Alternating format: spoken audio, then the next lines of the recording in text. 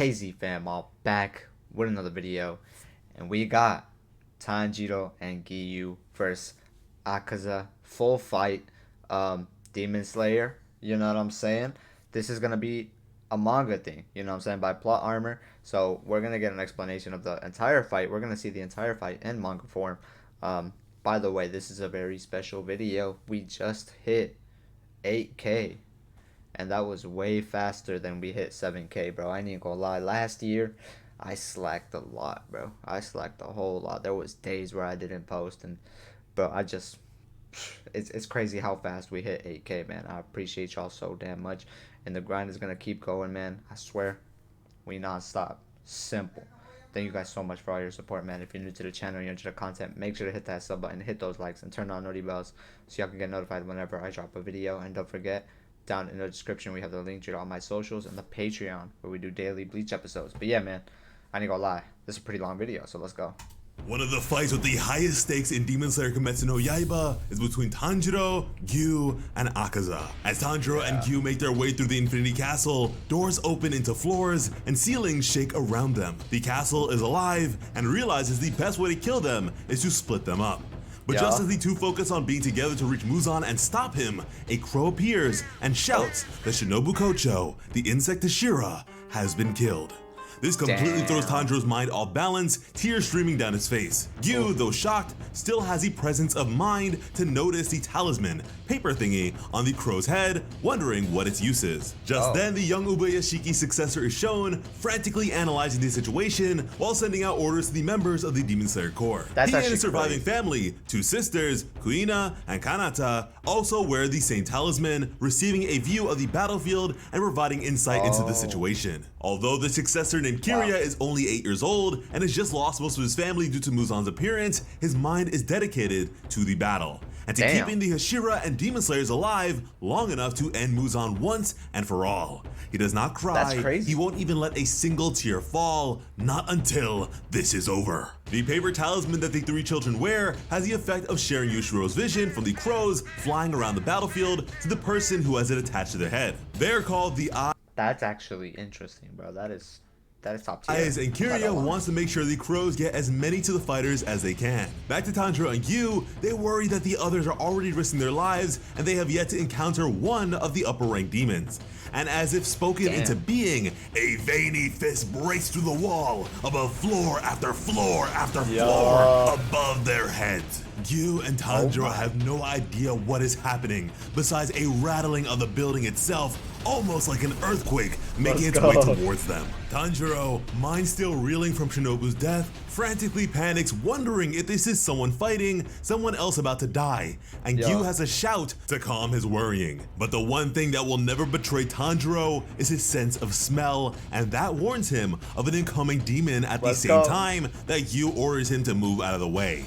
And with a loud crash and nearly breaking the floor they're standing on, Akaza lands in front of them. With the wood that Akaza had broken still flying in all directions, he greets Tanjiro with a sick smile. Surprised he hasn't been killed yet, considering his abilities. That is, when he met him during the fight with Rengoku. Akaza, tightening his muscles, dashes towards Tanjiro in a flash, with Tanjiro roaring out his name in remembrance of what he did during that time as well. Tanjiro does not wait a moment, immediately activating a fire wheel with his sun-breathing technique. As Akaza's fist flies towards him, the attack sends Tanjiro into the air, flipping over his head and safely out of harm's way. At the same time, Tanjiro tries to slice through Akaza's arm, knowing if he can't do that, then there is no chance of him beheading the demon. Giyu watches with intensity, Akaza almost unbelieving himself as Tanjiro cuts the limb from Akaza's body with a fierce shout. Believe this move was a success, Tanjiro plans his next attack, but Akaza is already there, all healed up, his fist inches from Tanjiro's face, ready to strike before Tanjiro can even finish his thought. Thankfully, Tanjiro uses Mach Sun Rainbow and dodges the attack to Akaza's shock, ending up behind the demon again. As Akaza realizes his attack missed the Slayer, he turns around and a deep slash opens across his face. Another victory for Tanjiro. All Giyu can do is wait for his chance to move in, standing in awe of Tanjiro's amazing advancement in breathing techniques, even comparing him to Hashira level. That is crazy, bro. The fact that Giyu was shocked at Tanjiro's advancement in power, bro. Like, the Hashira training arc really did some shit, bro. Cause Tanjiro, all of a sudden, he's Hashira level. That's At tough. this point. The comparison of this strong, relentless slayer versus how Giyu first met him groveling in the snow is beyond night and day. You can tell, even from just those two He put in the techniques, work, that though, Tanjiro will not die or lose anything to this demon. And almost as if reading Gyu's thoughts, Akaza announces he agrees with how Kyojo Rengoku had described Tanjiro in the past. He is strong, and he acknowledges Don't that now. insult him? He respects him Ooh. even for getting to this level. But that also means Akaza will no longer hold back. He's going With a full stance power, having boy. no openings, the demon unleashes his blood demon art. Oh, yeah. A wave of power surrounding his body Oh, and that's so forming a fire. compass on the ground beneath him. Akaza smiles with the realization of how fun this fight will be. Sensing the Yeah. battle has switched gears, Giyu lets off his first water-breathing technique, Flowering Dance. Giyu glides around the room with unmatched elegance and ease, forming circles of water around him and my. dodging each and every attack. This both excites and impresses Akaza, who cheerfully announces that it has been years since he has last fought a water Hashira. Akaza wastes no time in answering the attack with one of his own, Destructive Death, Chaotic Type. An explosion Yo, of power look at shoots that. from his fists, creating a wall that can barely be seen through. my. Giyu ignores the demon and instead uses his 11th form, Dead Calm, forcing the chaos to dissipate in a fraction of a second and go around him. With that display of mastery, Akaza brightens up even more, having never witnessed such an attack from the Wow. water Hashira he killed. Tanjiro does not let that moment of distraction pass him as he leaps in and uses He's not wasting Hinokami time. Kagura's Raging Sun. Yo. The technique creates a circle of fire and heat, but Akaza is nowhere to Oh, be look at seen. him. Instead, once again appearing behind Tanjiro with the clear intent of striking his head from his my shoulders. Before the demon can land the attack with his hand sharp like a blade, Tanjiro unleashes Mach Sun, aiming to stop the momentum in time. Giyu joins in with Water Wheel, a move Tanjiro has used in the past as well. Both of them Holy. severing Akaza's arm successfully. Not that it lasts with Akaza's outrageous regenerative capabilities. Yeah. The real fight begins. With Oh. Giyu struggling to keep Akaza back, Tanjiro Bro. aims for Akaza's legs to make him lose balance with Flame Dance. But Okay. Akaza, aware of this plan, switches to his leg techniques Ooh. and launches Tanjiro smoothly into the air Oh, with a look at kick that kick, named bro. Crown Splitter. Having blocked most of the effect of his sword, Tanjiro is able to survive, but blood still bursts from his nose by Damn. just being grazed by it. Giyu jumps in front to give Tanjiro a moment to recover, swinging his sword effectively and with enough grace to be praised by Sheesh. Akaza. Akaza demands to know Giyu He only grazed them and did that much? Oh my gosh, bro. Yeah.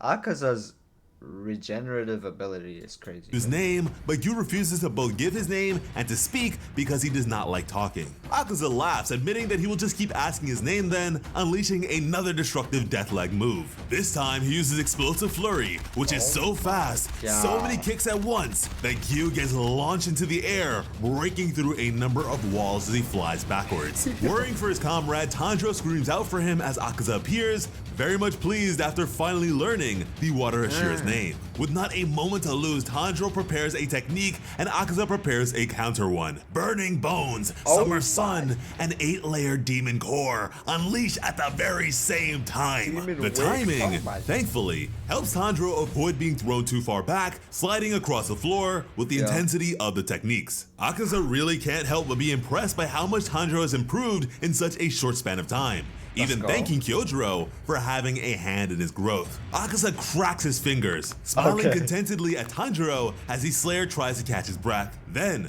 when Akaza admits that this would not have been possible without Yo. Kyojiro's death and how worthless his values were compared to the opportunity of becoming the strongest demon, Tanjiro freezes.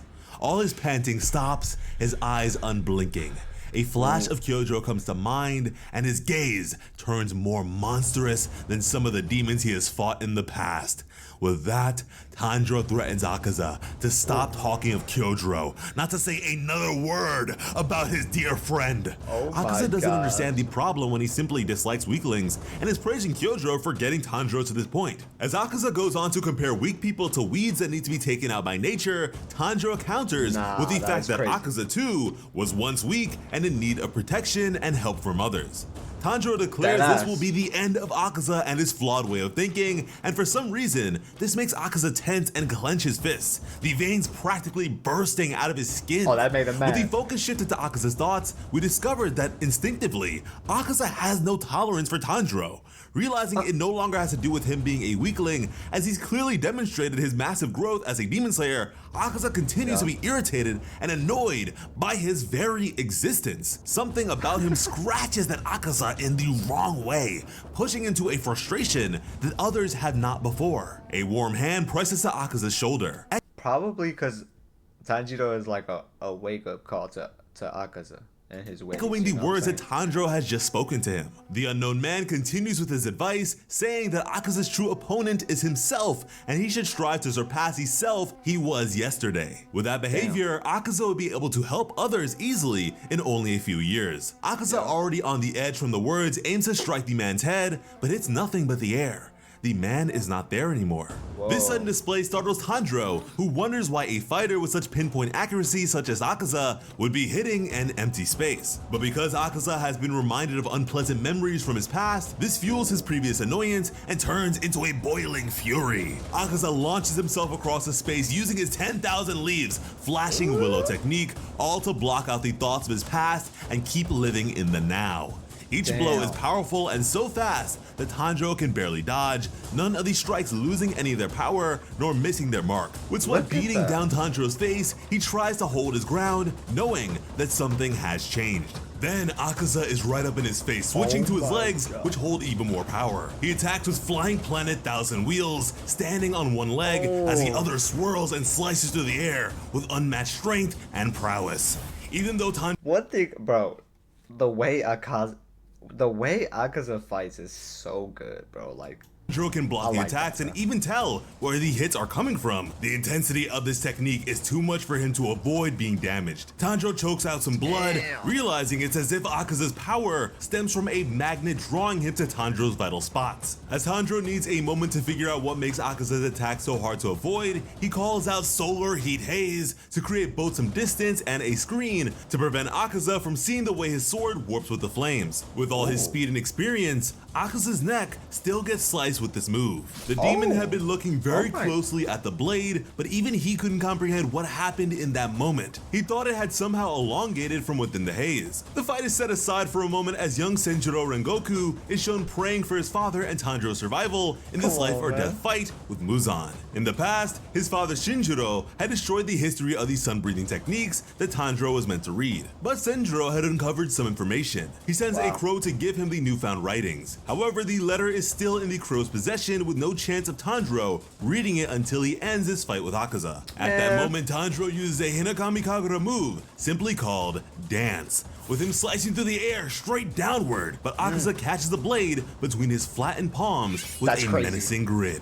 Before he can break it in half, Tanjiro smashes him with his forehead, the one and only that renders others nearly unconscious, but even that does not loosen his grip. Akaza just continues smiling as he heals from the effects of it. Tanjiro instead swings his leg upward to send Akaza off balance in order to get his sword free. Akaza is nowhere near letting go. Foaming water then appears at the demon's wrist, slicing both hands off and getting Tanjiro out of that position at last. Giyu has returned, worse for wear and sore from being thrown, but pissed and ready to fight back. With a rare glimpse into Gyu's mind, he reveals that he dislikes fighting and confrontation, especially involving his sword, but within this fight, Giyu realizes he has gained a hidden strength that he had locked away. In a sense, Giyu has never needed to use his body or techniques before because none of the other demons he had fought were even a match. Tanjiro stares at his friend, looking worried, and Giyu is revealed to have gained the Mark, which is told to reduce the lifespan of demon slayers. But with the Mark, Giyu awakens to this inevitable battle, charging towards him with his sword. The water-breathing strike aims at his neck. With Akaza surprised, he nearly can't dodge, jabbing at Giyu with a powerful punch right after. That misses its mark too. Giyu, having ducked to avoid it, comes back with another swing, water slashing the air in a circular motion. This makes Akaza jump back and Giyu wastes no time, closing the distance he had and ending up face to face with Akaza.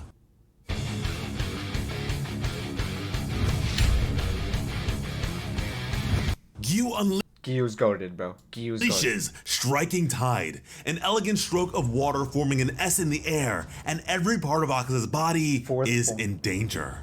It does cut through Akaza's arm long ways, but he heals faster than ever, keeping eye contact with Giyu and ready for his next move. Tanjiro notices, even with Gyu's increasing speed, Akaza is starting to adapt to that as well. Humans aren't like demons. They don't have unlimited stamina or the ability to heal. If this goes on for too long, not only will Giyu lose his current pace, but they will not be able to get to Muzan. Trying to calm himself, Tanjiro returns to his earlier train of thought. What allows Akaza to read movement so clearly? And it hits him.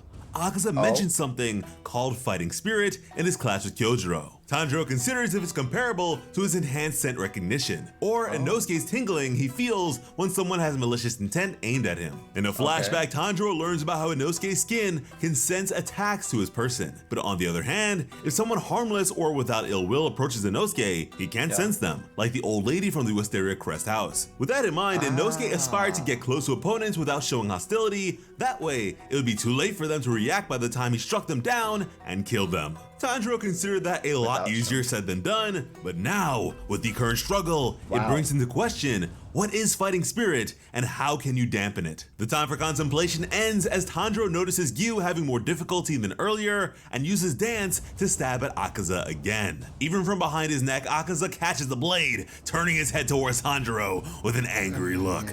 As he grips his sword tightly, Tanjiro attempts to break free, his body wide open for Akaza's thrust.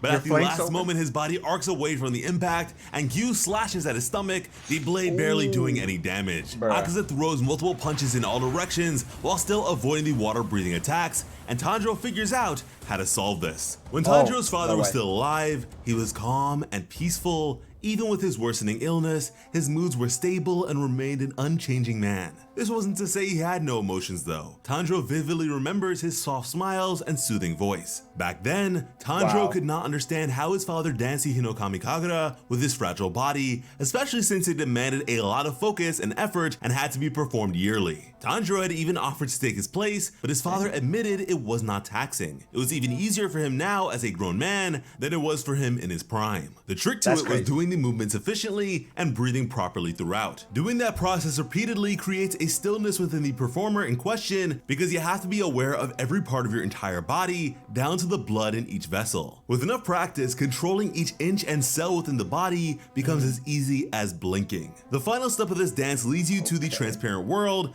which will only be achieved after pushing one's body to the furthest most limits. After this talk and 10 days before he passed, Tanjiro recalls his father defending him from a bear attack. His father had prepared bells and lights in case it appeared near their home, and it did. The bear stood almost 3 meters tall, but Tanjiro's father did not waver from confronting it. With the same tranquility as he showed his entire life, his father warned the bear that if it meant to harm his family, he would take its life. The bear had a crazy look, hungry and aggressive, but with what seemed like a single chop from the axe his father had been wielding, the bear's head hit the snow with a splash of red. There were 2 slashes in quick succession, but his father's scent never wavered away from his calm. This was meant as a lesson to Tanjiro should he need to defend himself in the future, as his father's face was already so gaunt from his illness. With that memory, Tanjiro recalls how he dodged an impossibly deadly strike from Akaza, and moments later, Giyu was not able to escape another. Tanjiro was able to see but a glimpse of that transparent world, a world that reveals the inner workings of even a demon like Akaza down to his muscles and bones. With the knowledge of the transparent world comes the ability to both see and react more quickly than ever before. Along the same vein, Tanjiro is aware of his own body's movements, gaining a more advanced control of them. Giyu, unleashing an attack in the form of a fearsome water dragon, continues to face Akaza in spite of his accumulating injuries. His techniques land, slashing at Akaza's neck, but never deep enough to decapitate him. Giyu wonders if it's a matter of skill or if Akaza is just too capable at predicting his next moves. Just from looking at him, it is evident that Akaza is in upper rank due to his focus on solely becoming the best fighter in history. Akaza catches catches up to Giyu in a flash, smiling in his face as he goads him. He can tell the Water Hashira has no more steam left and no more secret forms to show off. Tanjiro clears his mind, staring with an intensity he has never had, knowing his moment to get involved will be soon. Giyu strikes with another water-breathing slash, but Akaza punches the blade from below, breaking it cleanly in half. With all the confidence in the world, Akaza announces this is the end of their fight, aiming to put his fist right through his chest, the same way he did with Kyojuro. But before he can even touch Giyu, his entire hand is cut off. Akaza and Giyu share the very same expression of confusion as Akaza's hand lands with a plunk behind the demon. With unparalleled focus, Tanjiro is revealed to have used Hinokami Kagura to have severed the part. Giyu, noticing how different Tanjiro sounds and looks, cannot believe the efficiency with which Tanjiro saved his life. Similarly, Akaza's honed senses are screaming at him to take out Tanjiro before it is too late. With a sudden stomp, Akaza resummons his compass on the ground, using his final form, Blue-Silver Chaotic Afterglow. This accelerates his attack, making it even harder for Giyu to keep up. But Tanjiro calmly observes, even having time to ponder about his father's teachings from the past. The transparent world is opened up before him, now able to see through Akaza and Gyu's bodies without struggle, and with a focus so concentrated that time seems to pass slower. Giyu is racked with pain, injuries unbearable now. Akaza's speed is so much higher that he let off 100 blows in an instant. Even having used Dead Calm, Giyu was unable to block most of the punches, though managed to avoid any fatal attacks. At that, Akaza praises him for surviving, unlike with Kyojuro and Tanjiro, completely unaware that Tanjiro is calmly standing behind him with his blade at the ready. Akaza truly has no idea that Tanjiro is there. Although speaking to himself, he urges Tanjiro on. This is Tanjiro's chance to attack the demon since he is oblivious and Tanjiro isn't as injured as Giyu. With something akin to a war cry, Tanjiro screams his intent, revealing his position to Akaza. The demon startles, his body reacting on instinct and cutting through the air with his arm, but he misses. Akaza wonders how Tanjiro survived, but knows it won't be long, not with his compass needle able to detect each and every attack through fighting spirit. And yet, as he thinks that, he realizes that Tanjiro has a strange air about him, a stark lack of fighting spirit, which shakes Akaza enough to the point where he loses focus. And with a glorious and fiery swing through the air, Tanjiro takes Akaza's head from his shoulders while having jumped above him. This leaves Giyu impressed and shocked, and Akaza in utter disbelief. Akaza simply can't come to terms with this development. In all his life, hundreds of years, he has never once crossed paths with someone who had no fighting spirit. Not even a newborn is without it. Almost as if fighting a tree, Akaza could not react in time to defend his neck.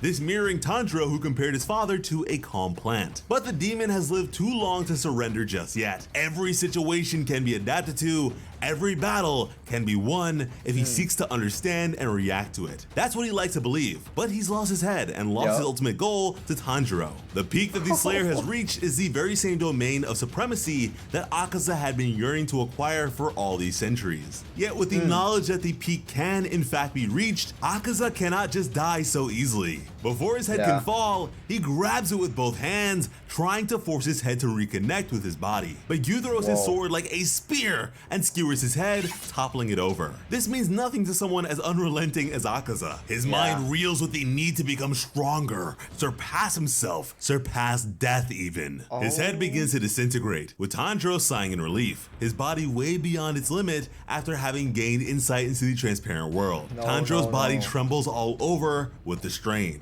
And somehow, Akaza's body still stands tall, not disappearing like his head had. Giyu cannot believe his eyes, panic striking him. Akaza revives his compass on the floor with another stomp of his foot. With Tanjiro standing closest, Giyu worries he won't realize what's happening. A hand slices towards him, with Tanjiro barely avoiding the strike. The wound in Akaza's neck seals itself, trying instead to regrow the head he just lost. Tanjiro has no more strength to fight, and the kick Akaza's body sends at him cannot be stopped, slamming into his ribs. Tanjiro is sent into a wall with the pieces crumbling around him. Some demons require more work to be slain, like Daki and Gyutaro, but Akaza was not one of those types. Instead, through sheer will, Akaza wants to evolve beyond what a demon is capable of. Y'all said in the comments that through sheer will, they can regrow their heads, you know what I'm saying? Tanjiro can tell this from just looking at him. Tanjiro Tanjiro also knows he has to keep fighting. Giyu needs help, but he passes out. Giyu, not wanting Tanjiro to die, forces his body to work again, grabbing his broken sword from the ground and rushing to Akaza.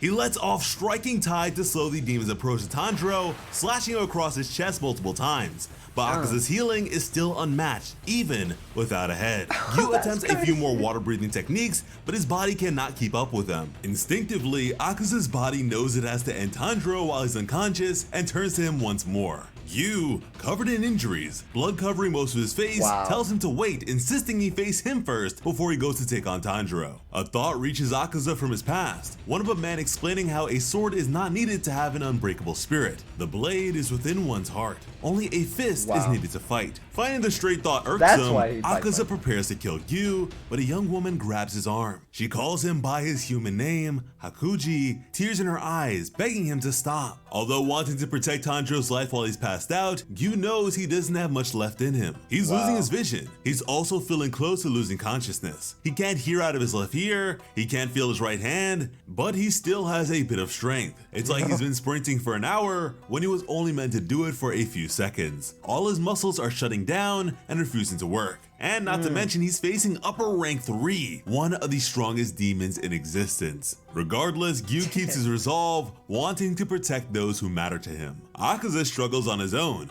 wanting the young girl to let go of his arm as she continues to plead with him to come with her. Though he insists he must kill the demon slayer, she questions why that's important. He admits he has to be strong enough to bring it back, with his head growing in more than it had previously. It refers to the medicine that Akaza's father needed so long ago. Back then, when he was still human, he needed to be strong to fight and steal so he could ensure his father got his medicine. Because he wasn't strong enough, those he stole from beat him, and the magistrate was informed of his actions, punishing him for his crimes. He was also tattooed on both arms to indicate what he had done, with the lingering threat of a lost limb for the next time he committed such a crime. But no matter how much they told him this or tortured him, Hakuji laughed in their faces, his body covered in lashes and blood. The magistrate could not understand how an 11-year-old child was already so lost, constantly arrested and given lashes as punishment with no inkling as to any remorse. He was deemed bound to become a demon, bro. Look at that shit. That is a crazy. Demon child. But Hakuji cared not for their words, even if they were true, so long as he could return home with medicine for his father.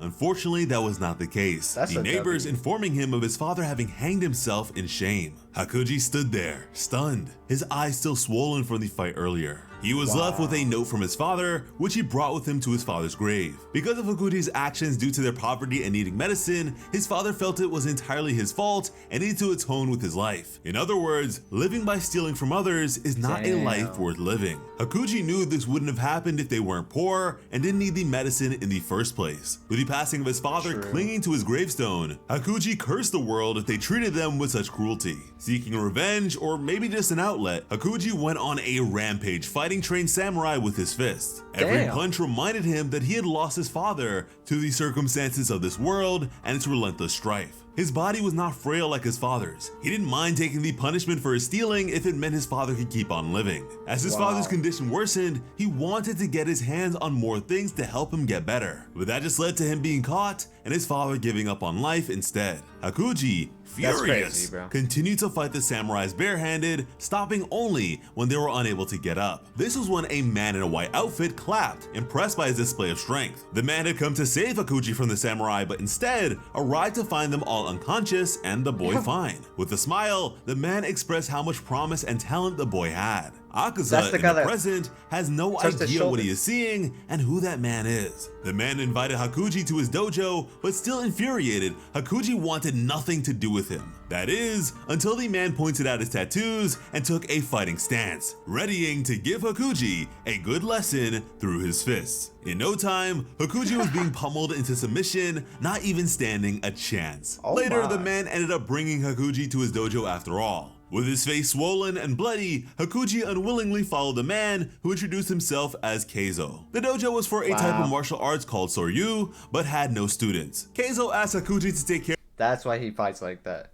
of his daughter who was unwell for him, admitting that his wife recently drowned herself after her exhaustion was too much. And that struck Hakuji as he himself had just lost his father to suicide as well. This man could understand him. Hakuji still worried it wasn't a good idea for a criminal like himself to be in this dojo though, which Keizo laughed off and pointed out that he easily beat up said criminal. With Keizo feeling he was a burden that caused his wife's death, Hakuji understood the man more. It also dawned on Akaza why he could not stand Tanjiro. His very existence reminded him of this upsetting past he had long since forgotten. A memory of a young girl named Koyuki who he had instantly fallen for as he watched her cough into her hands while in bed, just like his father had. Akaza realizes that all the promises he had made in the past, his entire life even, were broken, and he was just a liar for uttering them. Hakuji, watching both his father and now Koyuki, saw that people with illnesses, though suffering immensely and wanting to be healthy, always apologized for causing trouble to those who cared for them. Koyuki was very weak, needing constant attention from Hakuji, so she felt responsible that he couldn't go outside and enjoy himself. But for him, it was just an extension of what he had done for his father. Koyuki insisted that he go to the fireworks at least,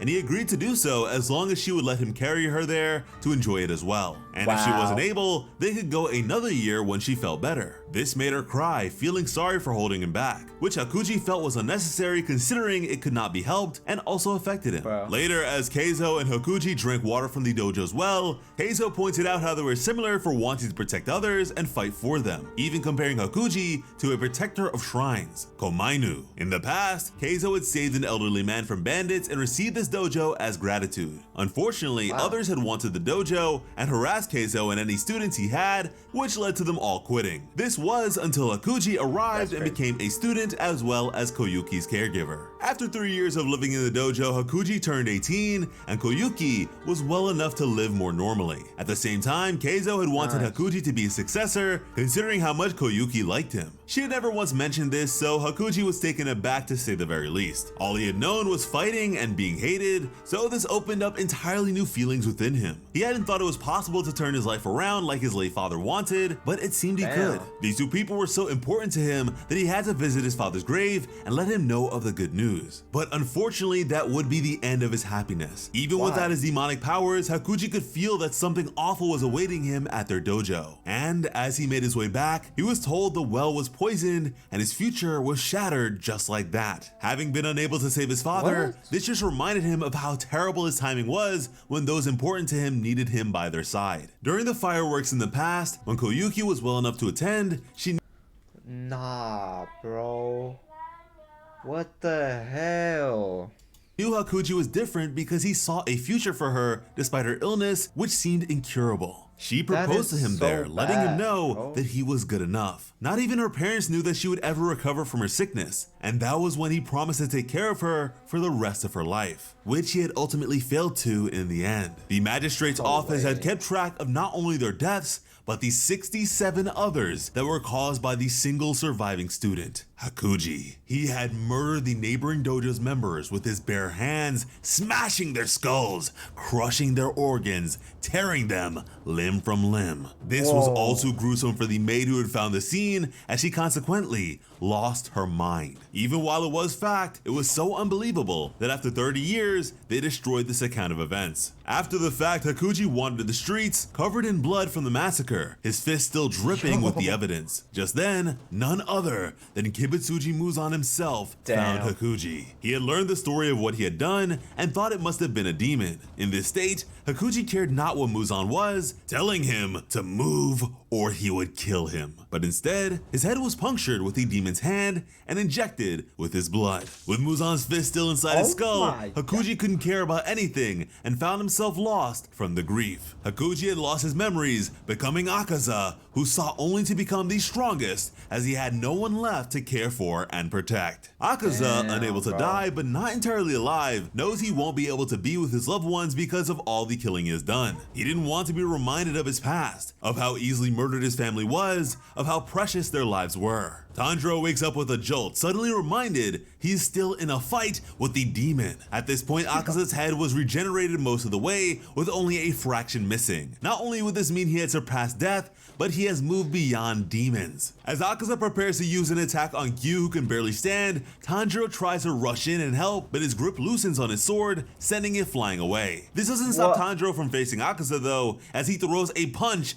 that lands right right in his face. This jolts Akaza back to his memory of Keizo punching some sense into him as a child. He was meant to be reborn into a stronger version of himself who protected others, but all he did was allow weak people to poison the well. He let his anger take over him. He ruined the symbol of Keizo's dojo by fighting for revenge rather than protection. He also broke his promise to his late father by not turning his life around. He truly is the weak one who needs to be punished. With Akaza preparing to use his annihilation type move, Tanjiro decides to try and run away with Giyu since they cannot face him in their conditions. Giyu screams for him to worry about himself instead, not wanting to lose another person that risked their life for him. But as Akaza unleashes his attack, he looks into Tanjiro's eyes and turns it on himself. Akaza's body, filled with holes and showing his spinal cord, still tries to regenerate even as he wills his body to stop. There is no regret for losing that fight. Tanjiro fought in an extraordinary way and won fair and square. Hell is waiting for him, and he'd like to go there quietly. Confused by Akaza's sense of gratitude and his movement stopped, he watches the demon's body walk towards something he cannot see. Akaza sees his father, hoping he at least is at peace now. His father smiles, petting Hakuji when he drops to his knees in guilt. Keizo takes the place of his father, his hand on his head. They still love and cherish him, but he can't join them in heaven with what he has done. The hand turns rough, gripping his hair tightly, turning back to Akaza and trying to drag him back down into the depths of his hatred. Muzan will not let him go, so Koyuki appears instead, both of her arms caressing his face, letting him know that he has done enough and there is no reason to keep on going. He looks up at her gentle smile, shifting from Akaza back to Hakuji, clinging onto her as tears drown his eyes. He begs for her forgiveness, having not saved her or her father or kept his promise to his own father. Koyuki cries with him, happy he's back to the sweet boy she knew and loved. With Tanjiro watching the demon on his knees, Akaza begins to dissipate like ashes. That is While just his body so sad, disappears, flames engulf him in the afterlife, but Koyuki keeps holding on to Hakuji as they are swallowed by the fire. Facing the utter definition of relief, Tanjiro begins to tear up, so glad that they were able to survive. He remembers he has to get back to Tamayo, but passes out before he can even take another step. Giyu worries for him, but he too feels faint and loses consciousness, leaning on his sword. Both are out cold, but alive. Thank you all so much for watching and have an awesome day. Wow, bro. I ain't gonna lie, bro. Akaza's story damn near made me tear up, bro. That was crazy, man. Akaza's been through way too much, bro. Simple. Like, man, I can't believe this. This was such a good-ass fight, bro. It was so good, man. I'm speechless, low-key. I don't even know what to say. Like, Akaza's story, Tanjiro, you know what I'm saying, going into the what realm? The transparent world? Bro, that's crazy, man. But yeah, man. Thank you guys so much for 8K. This is an 8K special right here. I appreciate y'all, bro. Simple. KZ fam, stay positive, stay healthy, and most definitely keep that strong mentality, man. I'm out.